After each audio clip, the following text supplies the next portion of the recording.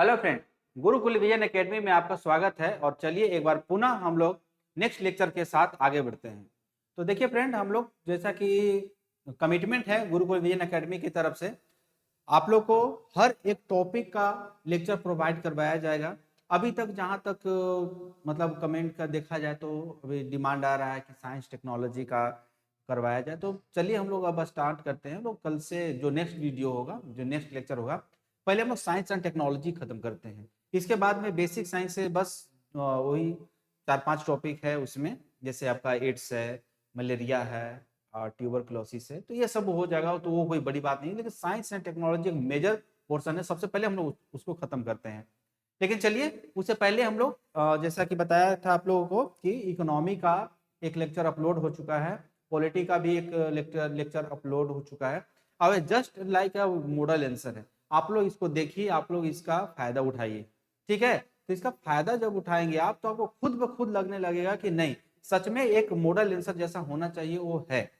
ठीक है, तो चलिए अब हम लोग बिना समय गंवाए इकोनॉमी का एक और टॉपिक लेते हैं। ठीक है, एक और टॉपिक लेते हैं और उससे उसके थ्रू हम लोग आगे बढ़ते हैं। क्योंकि देखिए, कुछ ना होना मतलब कि बहुत कुछ ना होना से बेहतर है कुछ होना। Something is better than nothing. तो चलिए अब हम लोग स्टार्ट करते हैं, उसमें ज्यादा टाइम हम लोग लेना नहीं है। ठीक है, देखिए अब आप लोग को एक मतलब यहाँ पे स्ट्रैटेजी में चेंज, जैसे कि फुल लेंथ क्वेश्चन करवा रहा था 40 नंबर का, अब तो 40-40 नंबर का 2 क्वेश्चन करवाया था। तो देखिए कभी कभी अब क्या होता है कि आपको बोल देगा, एक एक क्वेश्चन देगा। ठीक है, एक क्वेश्चन दे देगा आपको, एक क्वेश्चन देकर और उसमें आपका 1 2 3 इस तरीके से करके पार्ट दे देगा। तो मान के चलिए कि आप जब क्वेश्चन को अटेम्प्ट करने जाएंगे तो उसमें देखेंगे कि 40 नंबर का क्वेश्चन है, तो कहीं पे दो दो पार्ट में डिवाइड कर देता है, यानी 20-20 मार्क्स डिवाइड कर दिया। उसी तरीके से जब देखेंगे कि हो सकता है कि 10-10 नंबर का 4 क्वेश्चन कर दिया। ठीक है, तो इस तरीके से देखें तो हम लोग को हर तरह से, हर एंगल से हम लोग को प्रिपेयर्ड होकर जाना है वहां पे। तो प्रिपेयर्ड हम लोग कैसे होंगे, प्रिपेयर्ड? तो हम लोग पहले से टॉपिक को उस तरीके से डिवाइड करेंगे, उस तरीका से। क्योंकि देखिए जब लॉन्ग लेंथ जब क्वेश्चन होता है ना, जब लंबा क्वेश्चन होता है, जब 500-600 वर्ड में लिखना होता है, जैसे कि भारतीय कृषि के बारे में पूछ दिया, तो भारतीय कृषि के बारे में आप 5,000 वर्ड लिख दीजिए, उस फिर भी कम पड़ जाएगा। ठीक है ना, तो कुछ कुछ टॉपिक ऐसा होता है जिसको हम लोग बहुत लंबा नहीं लिख सकते। जैसे उनमें से देखिए मानव विकास सूचकांक है, तो मानव विकास सूचकांक अगर पूछेगा तो मान के चलिए कि हर साल में ये निकलता है। तो जब हर साल में निकल रहा है तो उसके ऊपर कितना लिखेंगे आप? उसमें लिखने के लिए तो बहुत कुछ लिखा जा सकता है, लेकिन एक कंक्रीट आंसर एग्जामिनर ये चाहता है, ये सोचता है कि जो स्टूडेंट जो एग्जाम देने बैठे हैं मेंस में, मतलब उनके पास नॉलेज का तो सागर ही होगा ना। कि जब प्री पास करके मान के चलिए जेपीएससी में 3.5 लाख फॉर्म भरा है, 2 लाख का स्टूडेंट दिए उसमें से। ठीक है, तो उसमें से अब आप क्रीमी हो, क्रीमी स्टूडेंट तभी तो 6,000 के अंदर आओगे ना आप।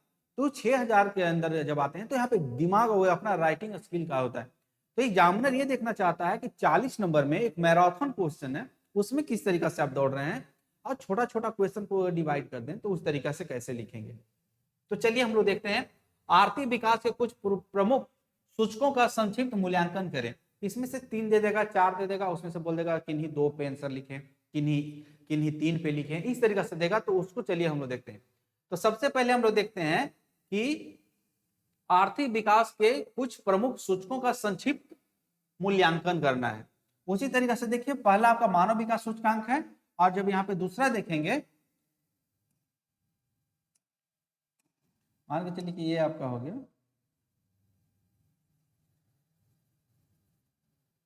ये आपका दूसरा है। तो इसमें क्या लिखा है आपका, देखिए लैंगिक सशक्तिकरण मानक पर भारत विकास सूचकांक। ठीक है, भारत विकास सूचकांक के बारे में पूछा है। तो चलिए हम लोग देखते हैं आगे। सबसे पहले हम लोग देखते हैं आर्थिक विकास के कुछ प्रमुख सूचक। तो देखिए आर्थिक विकास क्या है, इसके पहले आप लोगों को एक टॉपिक करवा था आर्थिक समृद्धि। तो आप लोग चलिए बताइए कि आर्थिक समृद्धि और आर्थिक विकास में क्या डिफरेंस है। पिछले लेक्चर में भी कुछ बताया था, लेकिन जब इसका जो पर्टिकुलर टॉपिक होगा उसमें बताएंगे। इसमें भी जान लीजिए कि अगर एक ओनली मात्रात्मक विकास हो रहा है, मात्रात्मक विकास अगर होता है तो वो आर्थिक समृद्धि कहलाता है। लेकिन वहीं आपका गुणात्मक, अगर गुणात्मक विकास हो रहा है तो वही आपका हो गया, गुणात्मक विकास अगर हो रहा है तो वही आपका हो गया आर्थिक विकास। इसका मतलब कि सिंपल से एक बात समझिए कि आर्थिक समृद्धि और आर्थिक विकास में फर्क क्या होता है कि जब आप पैसा कमा रहे हैं तो बस आप अमीर बनते जा रहे हैं तो आपका मात्रात्मक विकास हो गया।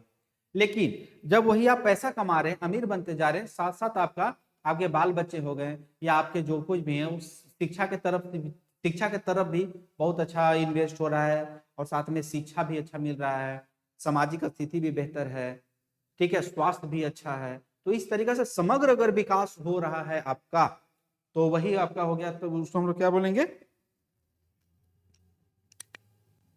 तो उसी को हम लोग क्या बोलेंगे, आर्थिक विकास बोलेंगे। ठीक है, तो चलिए आगे देखते हैं हम लोग कि आर्थिक विकास किसी अर्थव्यवस्था में मात्रात्मक या गुणात्मक परिवर्तन, ठीक है, परिवर्तक की अवधारणा पर कार्य करता है, जिसका मापन सामान्यतः सकल घरेलू उत्पाद उत्पाद के माध्यम से किया जाता है। परंतु इसके अन्य घटक, मान के चलिए किसी भी देश का, किसी भी राज्य का अगर विकास दर देखना है तो आपको जीडीपी देखते हैं, तो उसका जीडीपी कितना है, उसका पर कैपिटा इनकम कितना है, यही सब देखते हैं। ठीक है, तो मान के चलिए सकल घरेलू उत्पाद यानी जीडीपी के माध्यम से किया जाता है। लेकिन जीडीपी के माध्यम के अलावे भी और भी कुछ ऐसे चीज हैं, और भी ऐसे बहुत कुछ हैं जिसके माध्यम पे हम लोग मानव विकास सूचकांक को हम लोग निर्धारित करते हैं। जैसे देखिए, मानव विकास अवसंरचना, ठीक है, विकास, आयात निर्यात इत्यादि सभी पहलुओं को देखा जाता है। आर्थिक विकास से संबंधित कुछ महत्वपूर्ण पहलुओं का निम्न वर्णन किया जा सकता है। जैसे कि देखिए, मानव विकास सूचकांक, मानव विकास सूचकांक के बारे में हम लोग जानते हैं। देखिए, मानव विकास सूचकांक सर्वप्रथम, आपका प्रीलिम का भी क्वेश्चन आपका देखिए, अगर पूछ देगा कि मानव विकास सूचकांक का सर्वप्रथम प्रतिपादन किनके द्वारा किया गया था, महबूब उल हक के द्वारा किया गया था। पाकिस्तान के अर्थशास्त्री थे, अमर्त्य सेन भारत के हैं। तो महबूब उल हक के 1990 में किया गया था। ठीक है, 1990 में किया गया, परंतु गत वर्षों में इसके अधिक परिष्कृत किया गया। लेकिन अब देखा जा रहा है कि मानव विकास सूचकांक जिस तरीके से सामाजिक प्राणी है, मानव एक सामाजिक प्राणी है, और जिस तरीका से वो लगातार आगे बढ़ रहा है, अपने विकास की यात्रा को आगे बढ़ा रहा है, तो उस कंडीशन में क्या होता है कि आपका मानव विकास सूचकांक का जो मूल्य है ना, वो लगातार बढ़ते जा रहा है और लगातार बढ़ते जा रहा है। उसी तरीके से परिष्कृत किया गया। इसके मापन के लिए मुख्यतः 3 आधार बनाए गए हैं। कितना आधार है? मुख्यतः 3 आधार बनाया गया है। 3 आधार कैसे बनाया गया? देखिए, जन्म के समय जीवन प्रत्याशा, जन्म के समय जीवन प्रत्याशा मतलब इसका मतलब है कि जन्म के समय 1000 बच्चे जन्म लेते हैं तो उस समय कितने बच्चे जीवित रहते हैं। ठीक है, जीवित रहते हैं। मान के चलिए कि 1000 बच्चे जन्म लिए, तो मान के चलिए कि मृत्यु दर कितना है आपका, 130 है मान के चलिए, यानी कि 130 बच्चा मर जाता है। तो जो जन्म के समय जीवन प्रत्याशा कितनी है उस देश का, उसके बारे में देखिए। उसी तरीके से प्रति व्यक्ति आय, आप किस तरीके से कमा रहे हैं, कितना कमा रहे हैं, इस सब के बारे में आगे दिया हुआ है, टेंशन लीजिए। तो जिस तरीके से प्रति व्यक्ति आय, एक व्यक्ति एक साल में कितना पैसा कमा रहा है, एक व्यक्ति एक दिन में कितना पैसा कमा रहा है, एक व्यक्ति एक सप्ताह में कितना पैसा कमा रहा है, तो इस तरीके से अलग अलग कैटेगराइज किया गया है। वो हम टॉपिक वाइज टॉपिक जब हम लोग क्वेश्चन करते जाएंगे उस समय देखते जाएंगे। उसी तरीके से मौलिक साक्षरता, मौलिक साक्षरता के बारे में आपको बताया गया कि क्या विद्यालय जो है, ठीक है, विद्यालय, अगर विद्यालय देखें,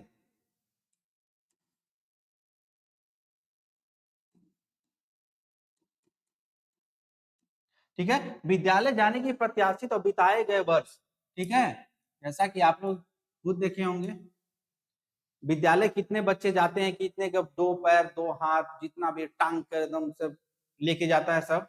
ठीक है, इसका मतलब क्या कि बहुत लड़के जो हैं वो स्कूल जाना नहीं चाहते हैं, और अगर स्कूल चले भी गए, किसी तरीके से जोर जबरदस्ती करके एडमिशन करा भी दे गया, तो एडमिशन कराने के बाद वो स्कूल नहीं जाते हैं, तो ड्रॉप आउट रेशियो जो होता है वो लगातार बढ़ता चला जाता है। तो उसी तरह विद्यालय जाने का प्रत्याशित मतलब अब विद्यालय कितने बच्चे जा रहे हैं, कितने बच्चे वहां विद्यालय में जाके पढ़ना चाहते हैं, पढ़ रहे हैं, उसका और बिताए गए वर्ष। मान के चलिए कि फर्स्ट 1 क्लास में, कक्षा 1 में एडमिशन होता है 100 लोगों का, और ये जब 10th तक पहुंचते हैं तो ये 20-25 बच जाते हैं, बाकी का 70-75 बच्चे कहाँ चले गए। तो इसी से होता है कि बच्चा बिताए गए गत वर्ष कितना लोग पूरा का पूरा एजुकेशन जो है उसको कंप्लीट करते हैं, उसके बारे में बताया गया इसमें। तो ये आपका, तो इसका मापने का मुख्य तीन आधार हैं: जन्म के समय जीवन प्रत्याशा, प्रति व्यक्ति आय, मौलिक साक्षरता, विद्यालय जाने के प्रत्याशित और बिताए गए वर्ष। देखिए, इसके आधार पर विभिन्न देशों को रैंकिंग दी जाती है। ये तीन के आधार पर विभिन्न देशों को रैंकिंग दी जाती है कि रैंक 1 2 3 4 5 और अप्रोक्स इसमें 195 या कुछ कंट्री हैं, ठीक है, या इसमें देख लेते हैं हम लोग कितना है। तो देखिए, जिनमें 0 से 1 मान के चलिए 0 और यहाँ पे 1, और इन दोनों इसके बीच में ना रैंक दिया, इसमें पॉइंट दिया जाता है इसमें कि इसमें कौन कितना है, ठीक है। जो शून्य के जितना नजदीक होता है, मतलब इसके नजदीक ये जो शून्य है, मान के चलिए यहाँ, तो यहाँ से जैसे ही बढ़िए तो शून्य की तरफ, अब यहाँ से बढ़िए तो 1 की तरफ, तो HDI होता है, ठीक है, नजदीक HDI होता है, और 1 के करीब उच्च होता है। तो मान के चलिए कि शून्य, जितना शून्य के पास इधर आएगा उसका HDI उतना निम्न होता चला जाएगा, यानी कि उसका HDI जो है वो गिरता चला जाएगा, और जो 1 के करीब होते हैं वो उच्च होते हैं। जैसे देखिए नॉर्वे, स्वीडन, ठीक है, आपका नॉर्वे हो गया, स्वीडन हो गया, या जो भी नॉर्डिक कंट्री है, जो नॉर्डिक कंट्री है उन लोगों का HDI हमेशा ऊंचा रहता है। जब भी आप देखेंगे तो HDI उन लोगों का ऊंचा होता है। उसी तरीके से इस आधार पर विश्व के देशों को 4 वर्गों में बांटा गया है, 4 वर्ग में बांटा गया है। जैसे देखिए, निम्न विकास वाले जो हैं तो 0.51 से 510 से 0.5 कितना हो गया, ये सब ना आपको याद करना पड़ेगा। ये सब याद करना पड़ेगा क्योंकि मेंस का जो राइटिंग होता है ना, वो कॉन्सेप्ट तो होता ही है, कॉन्सेप्ट के साथ में आपका फैक्चुअल डिटेल भी वहां काम करता है, और जब फैक्चुअल डिटेल काम आता है तो आपका आंसर को बूस्ट करने में वो काम करता है, यानी कि आपका आंसर औरों से बेहतर बनाएगा। तो देखिए, बस इसमें इतना भी अगर याद नहीं रहे तो बस 0.5 से 0.51 से 0.35 तक ये रहता है, ठीक है, यानी 51 से 53 तक आराम से पॉइंट 51 से पॉइंट 53 तक रहता है। तो आपका निम्न विकास वाले देश होंगे। निम्न विकास वाले जैसे नाइजीरिया हो गया, चाड हो गया, आपका सोमालिया हो गया, ये सब कंट्री इसमें आते हैं। मध्यम विकास सूचकांक में जो आता है वो 5 पॉइंट, देखिए 0.535 तक रहा, तो 0.536 के बाद 710 तक यहाँ पे मध्यम विकास सूचकांक वाले, यानी कि जिसका HDI जो है वो मध्यम विकास में है। उसी तरीका से उच्च विकास वाले देशों में देखिए आप कहां तक मिलेगा आपका, 711 से 791 तक ये मिलेगा। और अति उच्च जैसे कि आपका स्वीडन ये सब हो गया, तो यहाँ पे आपका अति उच्च हो जाएगा, यानी यहाँ का मानव विकास सूचकांक जो है वो बहुत ही अच्छा है। अब देखिए, मानव विकास सूचकांक 2023-24 के अनुसार स्विट्जरलैंड, देखिए 2023-24 के अनुसार, देखिए एकदम लेटेस्ट डेटा आप लोगों को प्रोवाइड किया जा रहा है, ठीक है, लेटेस्ट जो भी है वो सब, जो भी अपडेटेड नोट्स है वो आपको दिया जा रहा है, ताकि आपको कहीं और से ढूंढने की जरूरत ना पड़े। पता चला कि जो आप इतना जो डेटा है वो आप 1 घंटा में ढूंढेंगे, 1 घंटा में आप 2 क्वेश्चन लिख लेंगे, क्योंकि आप जानते हैं 3 घंटे का एग्जाम होता है, कितना स्पीड में क्वेश्चन लिखना होता है, तो उसका प्रैक्टिस, उसका अभी से आप लोग आदत डाल लीजिए, ठीक है। तो स्विट्जरलैंड जो है ना, देखिए बताया था ना कि 0 से लेके 1 तक के बीच में जितना इधर चला जाएगा उसका HDI हमेशा उच्च होता चला जाएगा। तो स्विट्जरलैंड का देखिए कितना है, 0.967 के साथ, ठीक है ना, प्रथम स्थान प्राप्त किया। वही भारत का अगर बात करें तो भारत का, चलिए बताइए भारत का कहां होगा, निम्न में होगा या मध्यम में होगा। देखिए यहाँ पे भारत 0.644 बिंदु के साथ 193 देशों में 134वां स्थान प्राप्त किया है। कितना है, 134वां स्थान प्राप्त किया है। देखिए फ्रेंड, ये सारा डेटा लेटेस्ट है, अगर कहीं भी इसमें थोड़ा मिस्टेक हो गया तो उसके लिए माफी चाहते हैं, और आप लोग प्लीज इसको कंसीडर करने की कोशिश कीजिएगा, क्योंकि कभी कभी टाइपिंग में या कहीं कहीं भी जो होता है तो थोड़ा मिस्टेक हो जाता है, तो उसके लिए प्लीज कंसीडर करने की कोशिश कीजिएगा इसमें। अब इसको ईगो पे नहीं लेना है कि बस एक फैक्ट नहीं जान रहे, ये नहीं जान रहा, वो नहीं जान रहा है, क्योंकि देखिए एक फैक्ट्स के से आप किसी का नॉलेज का ना अंदाजा नहीं लगा सकते हैं। वो मेरे लिए हो, आपके लिए हो, या कहीं और के लिए हो, किसी भी टीचर के लिए हो, किसी भी स्टूडेंट के लिए हो, ऐसा नहीं होता है। वो कहीं कहीं थोड़ा बहुत होता है तो उतना कंसीडर किया जाता है। ठीक है ना। ठीक है, तो एचडीआई मानव सूचकांक में स्विट्जरलैंड इतना स्थान पे है, भारत कितना पे है, तो आपका 0.644 के साथ 193 देशों में 134वां स्थान पे है। वहीं विश्व की पांचवी सबसे बड़ी अर्थव्यवस्था है, ठीक है, विश्व की पांचवी सबसे बड़ी अर्थव्यवस्था है भारत, फिर भी देखिए मध्यम श्रेणी में है। सोच लीजिए कि एचडीआई का लेवल क्या रहता होगा, कैसे रहता होगा, ठीक है, वर्ग में है। अगर हम बात करें श्रीलंका का तो देखिए 78वां स्थान प्राप्त करके, जो भारत से भी पिछड़ा हुआ देश है, हाँ, लेकिन एचडीआई में भारत से आगे है। देखिए ये सब बना बनाया कहानी है, जो विकसित देश है, अमेरिका ये सब देश है, वो सबका कहानी एजेंडा होता है कि श्रीलंका को देख रहे हैं तो उसका एचडीआई कितना अच्छा होगा, जब आज वहां पे खुद भी क्राइसिस चल रहा है, ठीक है ना, लेकिन फिर भी क्राइटेरिया है तो भाई क्राइटेरिया है, ठीक है। जेपीएससी में क्या हुआ, आप लोग अच्छा मार्क्स लेकर आए, आप लोग अच्छा मार्क्स लेके आए, फिलीपींस लगाए या एएलयू का फुल फॉर्म अच्छा लगा है, अब जेपीएससी उसका गलत आंसर दी तो उसमें आप क्या कर सकते हैं, कुछ नहीं। लेकिन ऐसा थोड़ी है कि आप एएलयू का अरिथमेटिक लॉजिकल यूनिट आप लगा दिए या अमेरिकन जो दे दिया है उसमें आपका नॉलेज का है, नहीं है, उसमें आपका कोई गलती नहीं है। तो बस वही है, यहां भी है।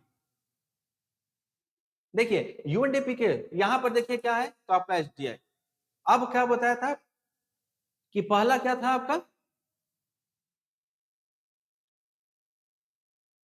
देखिए अब आपका जीवन प्रत्याशा, अब उसी तरीके से देखिए यूएनडीपी का एक रिपोर्ट के अनुसार भारत की कुल गरीबी लगभग अभी कितना है आपका, 17.89% है। कितना है, 17.89%, जिसका MPI multi poverty index, multi poverty index में कितना आपका है, 0.66 है, ठीक है, इतना पॉइंट है आपका। उसमें 21.2% ऐसे लोग हैं जो प्रतिदिन 1.90 यानी कि 1.90 डॉलर कमाते हैं। सोच लीजिए कितना कम है, इसको 80 से गुना कर दीजिए, कितना पड़ेगा, वही आपका 890 रुपए या कुछ पड़ना चाहिए, शायद अप्रोक्स 900 रुपए मान के चलिए, इतना होना चाहिए, ठीक है। उसी तरीका है यूएनडीपी के अनुसार भारत को अपनी स्थिति सुधारना है तो उसे सर्वप्रथम क्या करना होगा, क्या करना पड़ेगा, देखिए अब यहाँ पे सुझाव भी देना है आपको कि उसके सर्व असमानताओं को दूर करना होगा, अमीरी और गरीबी के बीच में जो बड़ा खाई है उसको दूर करना होगा,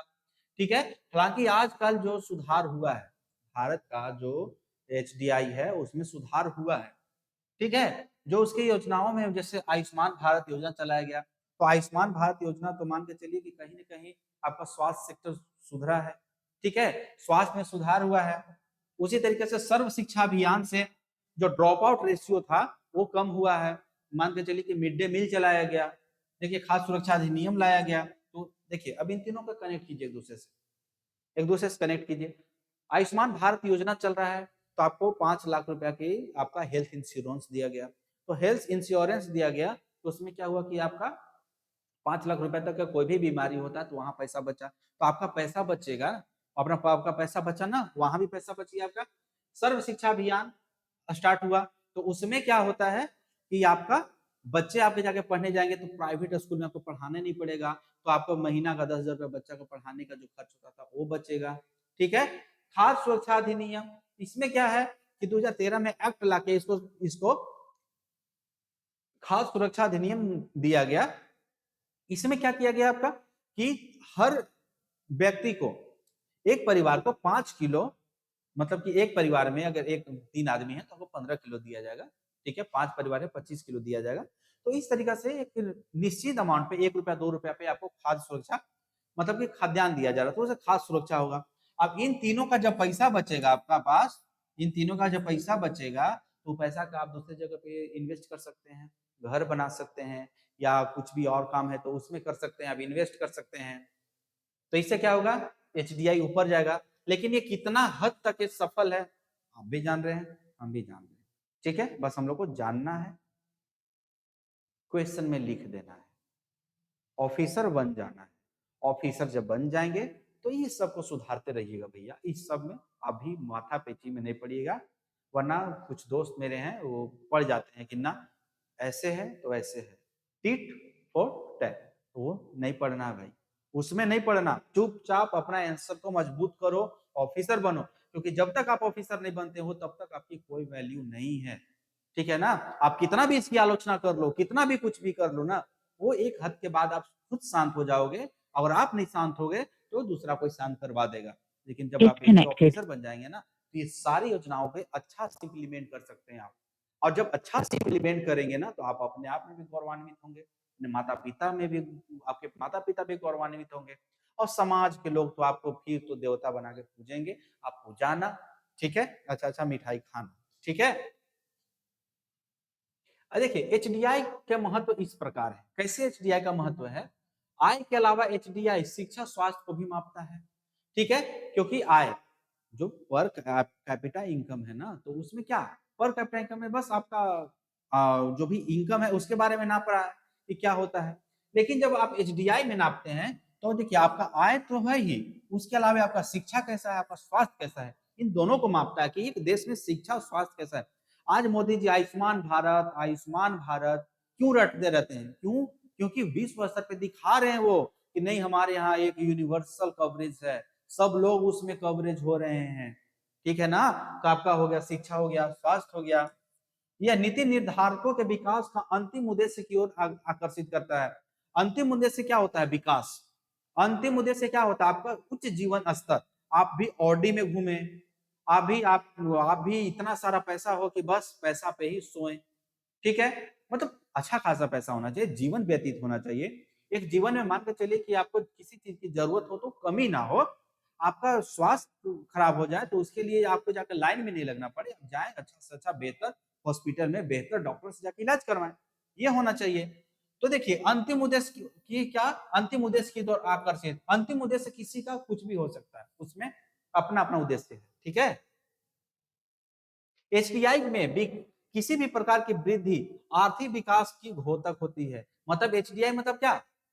एचडीआई का मतलब क्या होता है कि पूरा होलिस्टिक अप्रोच, ठीक है ना। सिर्फ आर्थिक समृद्धि नहीं, आर्थिक विकास हो रहा है, यानी कि हर एक तरह का विकास आप में हो रहा है। शिक्षा में आप शिक्षित बन रहे हैं, आप स्वस्थ बन रहे हैं, आप अमीर बन रहे हैं, आप ज्यादा पैसा कमा रहे हैं, तो हर एंगल से आप मजबूत हो रहे हैं, हर एंगल से आप ऊपर उठ रहे हैं, तो ये आपका आर्थिक विकास हो गया। और सिर्फ आपका इनकम उठते जा रहा है, आपका इनकम, आप करोड़पति बन गए और आपका बेटा मंगरुआ उधर बड़ा पड़ा हुआ है, तो थोड़ी ना आर्थिक विकास हुआ, वो आर्थिक समृद्धि हुआ। या आप एक तरीका से इकोनॉमिकली उठ गए, लेकिन आप सोशली नहीं उठे, पॉलिटिकली नहीं उठे, कल्चरल जो जो कल्चर होना चाहिए वो कल्चरली नहीं उठे, सिविलाइज नहीं बने, तो आपका आर्थिक विकास नहीं, आर्थिक समृद्धि हुआ, ठीक है। इससे विभिन्न राष्ट्रों के बीच विकास न बीच मानव विकास की खाई को पहना, बढ़ती हुई आय असमानता को ज्यादा करती है। मतलब कि खाई जो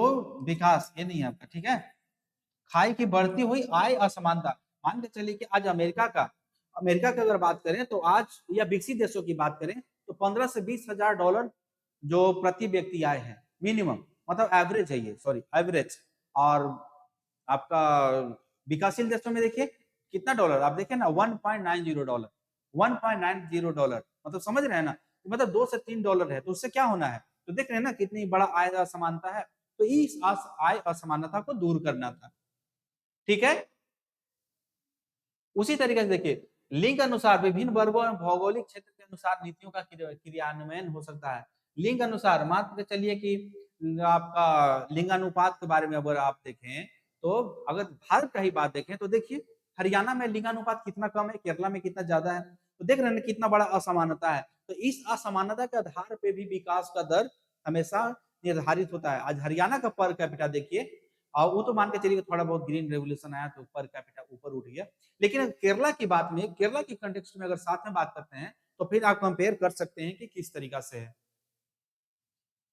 ठीक है। उसी तरीके से भौगोलिक क्षेत्र के अनुसार, भौगोलिक क्षेत्र के अनुसार आप मान के चलिए कि जितना भी जो आपका पहाड़ी क्षेत्र को ले लीजिए, मैदानी क्षेत्र को, तो मैदानी क्षेत्र में जितना ज्यादा विकास होगा पहाड़ी क्षेत्र में उतना होगा नहीं, पहाड़ी क्षेत्र में नहीं होगा। तो उस कंटेक्स्ट में आप इसको देखें कि इस असमानता को, गैप को ना ये दूर करने वाली बात चल रही है।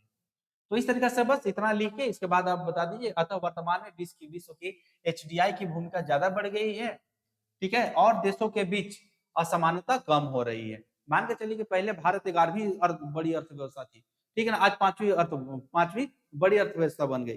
तो बन गया तो देखिए इसमें क्या होता है, असमानता दूर हो रहा है ना, उसी तरीके से असमानता दूर हो रहा है। ठीक है, उसी तरीके से हो रहा है। अतः सरकारों, विभिन्न समूहों, नागरिकों की सक्रियता भाग लेने की आवश्यकता है।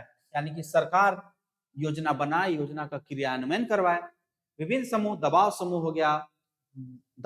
हो गया, आपका सेल्फ हेल्प ग्रुप हो गए, या आपका एनजीओज हो गए। तो ये सब क्या रहता है, एनजीओ, ये सब का क्या होता है, जो विभिन्न समूह होता है उसका क्या होता है, सरकार की नीतियों की आलोचना करे, सरकार की नीतियों को बेहतर क्रियान्वयन में भाग लें, ठीक है ना, उसमें योगदान दे। तो उसी के लिए होता है विभिन्न समूहों के, मतलब इसमें देखना कि ये भी भाग लें। उसी तरीके से नागरिक अपने अधिकारों के लिए लड़े। जो भी आपका अधिकार है, उस अधिकार के लिए आपको लड़ना पड़ेगा। उस अधिकार को जानिए और उस तरीका से जाकर उसका फायदा उठाइए। ठीक है, तो यही आपका तब होगा। चलिए अगला, उसी में जो सेकेंड था, ठीक है, सेकेंड था जीआईएम की असमानता। ठीक है, कि मानव विकास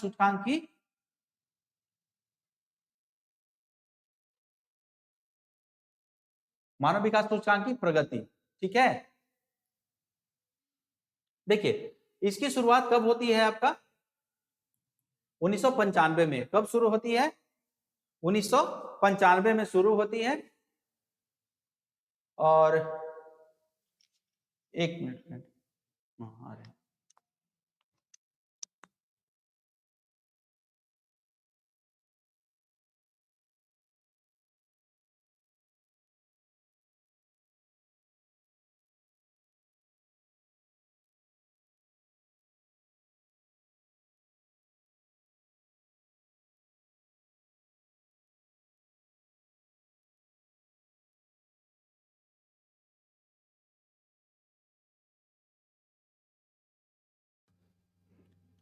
तो देखिए जीईएम, ठीक है, के अनुसार 1995 में शुरू की गई थी। जीएम का हो गया आपका ग्लोबल इकोनॉमिक मॉनिटरिंग। इसका एक रिपोर्ट आता है, ठीक है ना, ग्लोबल इकोनॉमिक मॉनिटरिंग, जो जो आपका आईओप ये निकाला जाता है, आपका वर्ल्ड इकोनॉमिक फोरम के द्वारा निकाला जाता है।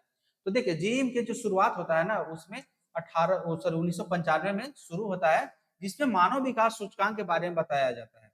जैसे देखिए यहाँ पे, हाँ, यूएनडीपी के द्वारा शुरू किया गया था। और एचडीआई का बेहतर, ठीक है ना, एचजीडीआई, ठीक है, और जीईएम की इन दोनों के लैंगिक असमानता को दूर करने में बेहतर मानक है।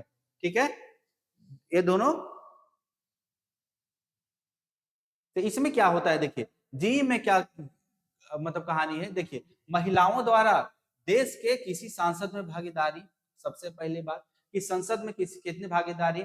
अभी आप देख रहे हैं कि 100 कितना अमेंडमेंट, 106 अमेंडमेंट है शायद ना, जो इसमें कहा गया महिलाओं को 33% जो भागीदारी दे दिया गया आपका विधानसभा संसद में। तो इस तरीके से कि कितना भागीदारी है, किस तरीके की भागीदारी है, उसके बारे में बताता है। महिलाओं का अर्थव्यवस्था के बारे में निर्णय क्षमता कितना है, वो भी उसको इसमें देखेंगे। उसी तरह महिलाओं का अनुपातिक आय, एक मर्द कितना कमाता है, एक औरत कितना कमाती है, तो इन दोनों के बीच में असमानता है या क्या है, अनुपात क्या है। तो महिलाओं का निर्णय क्षमता, जैसे प्रशासनिक निर्णय वो लेने में कैसी है, प्रबंधकीय निर्णय लेने में कैसी है, व्यवसायिक निर्णय लेने में कैसी है, और तकनीकी विकास में उनका निर्णय कैसा है। क्या आज भी समाज में हमारे महिलाओं को इस तरीका का दर्जा दिया गया है, इस तरीका का मतलब दिया गया है महिलाओं की अर्थव्यवस्था का निर्णय लेने में।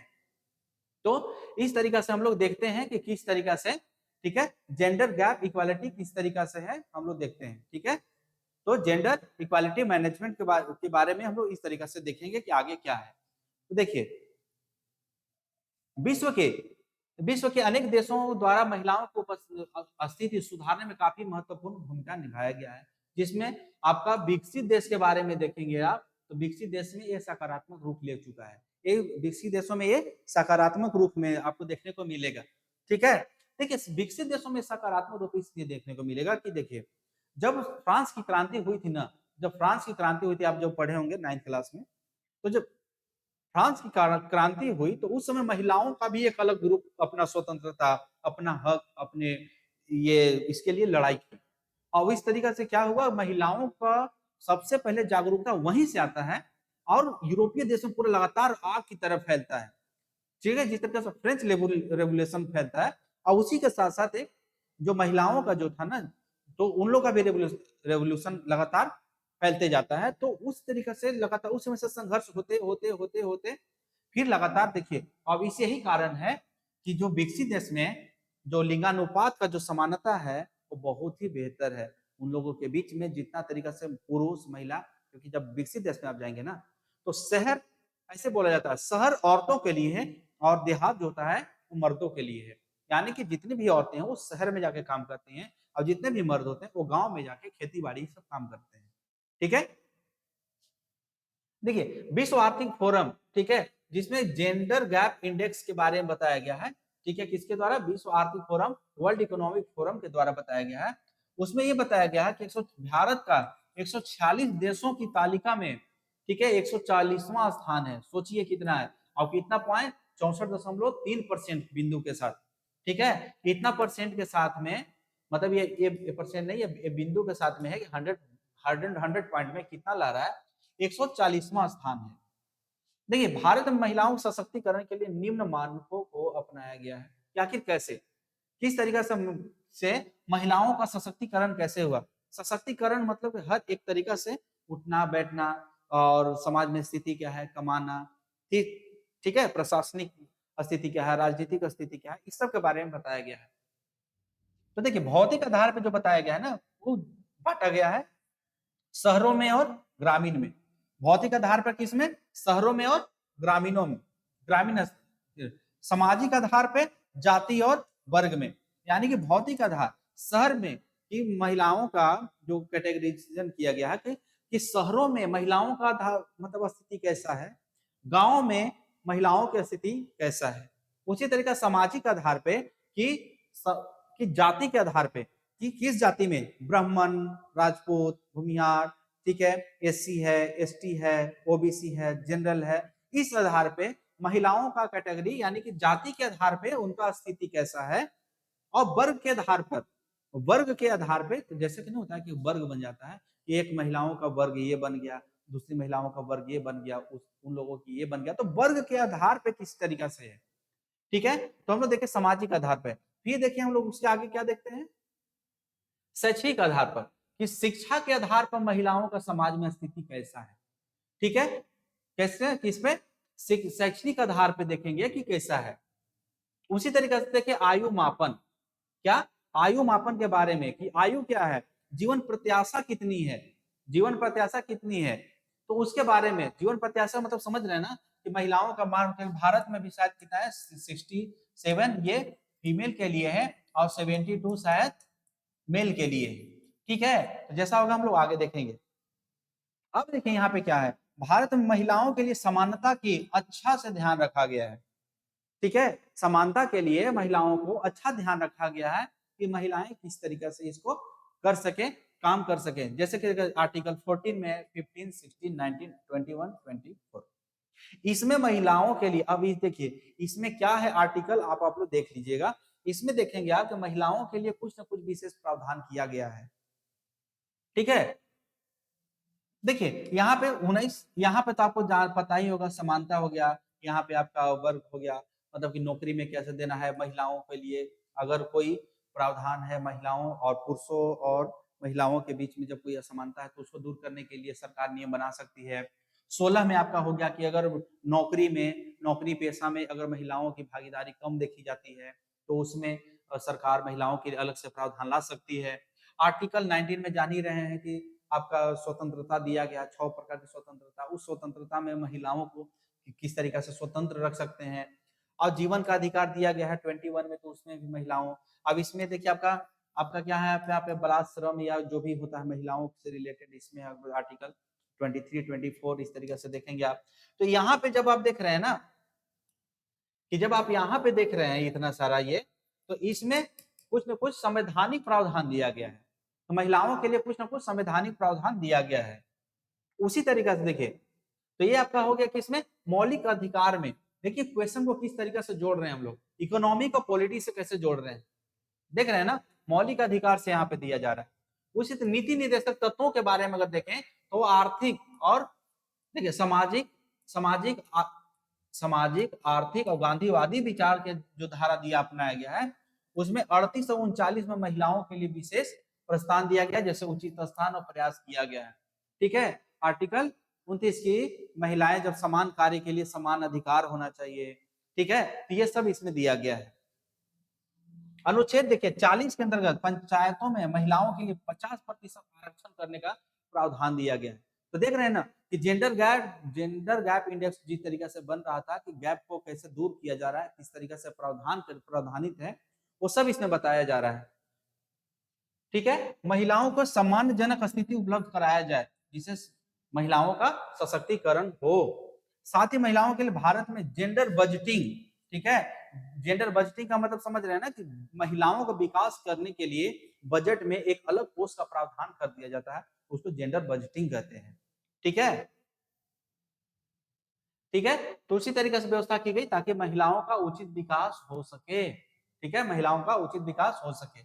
महिलाओं पे हो रहे हिंसाओं को रोकने के लिए, ठीक है, जैसे कि निर्भया, निर्भया, ठीक है, यहाँ पे निर्भया लिखा गया है,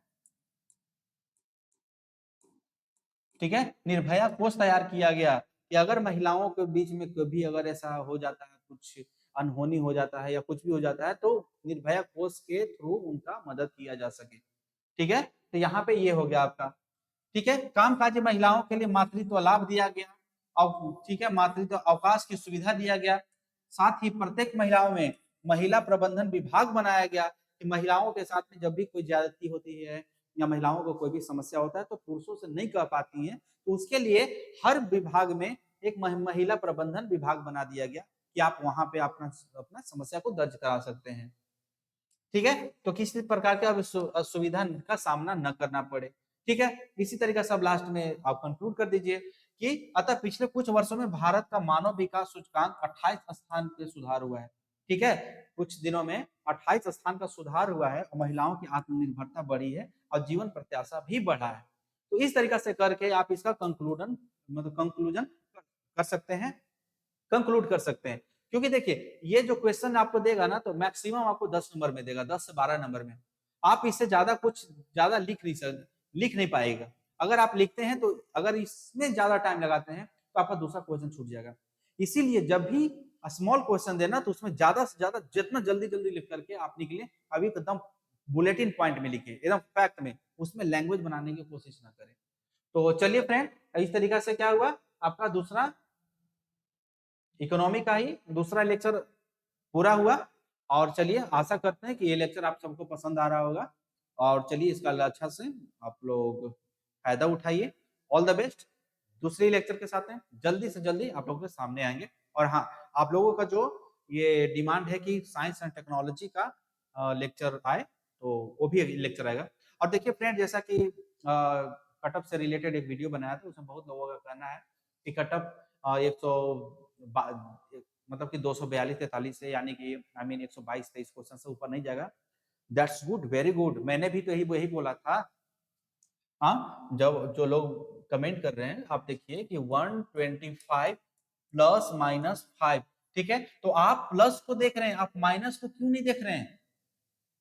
एक बहुत बड़ा तबका है जो नंबर लाया है, नंबर लाया है। भ्रम में नहीं रहिए दोस्त, भ्रम में नहीं रहिए। क्योंकि देखिए इसके पहले जितना भी एग्जाम हुआ ना, बीपीएससी का एग्जाम, पिछले बार जेपीएससी का जब एग्जाम हुआ था ना, तो लोग बोले थे 115 120 के बीच में कटअप रहेगा, लेकिन कटअप देखिए 130 पार कर किया था ना। तो ठीक है, जितना कम मार्क्स आए वो सही है ना, वो बेटर है ना। ज्यादा से ज्यादा हम लोग जो भी पढ़ाई करें, संघर्ष करें, आपका दर्द मैं समझ सकता हूँ। ठीक है, हाँ ये पक्का है कि अगर 100 अगर यही इसी को ना 115 बोलता ना, तो हो सकता है कि बहुत बड़ा तबका जो होता है ना वो इसमें खुश हो जाता। लेकिन खुश नहीं होना है दोस्त, कंपटीशन टफ है, ऐसा नहीं है। अब मान के चलिए कि बहुत सारा होता दाएं बाएं हुआ है, उसका आप कंसिडर कर रहे हैं, तो चलिए बेहतर है कि अगर आपको प्लस माइनस 5 रहे। हम तो कोशिश करते हैं कि भगवान की दया से 120 भी कट पार न करे, ताकि बहुत लोगों को मेंस लिखने का मौका तो मिले। ठीक है, तो उसके लिए लफड़ा में नहीं पड़िए दोस्त। हम एग्जैक्ट फिगर थोड़ी, जेपीएससी थोड़ी है जो आपको जाके बता दें कि हाँ इतना ही कटअप आएगा। वो नहीं होता है, जो कटअप निर्धारण होता है होने दीजिए, आप अपना तैयारी में लगिए बस। तो चलिए ठीक है, इस लेक्चर को आप यहीं पे स्टॉप करते हैं। All the best. चलिए आप लोग आके तैयारी करें।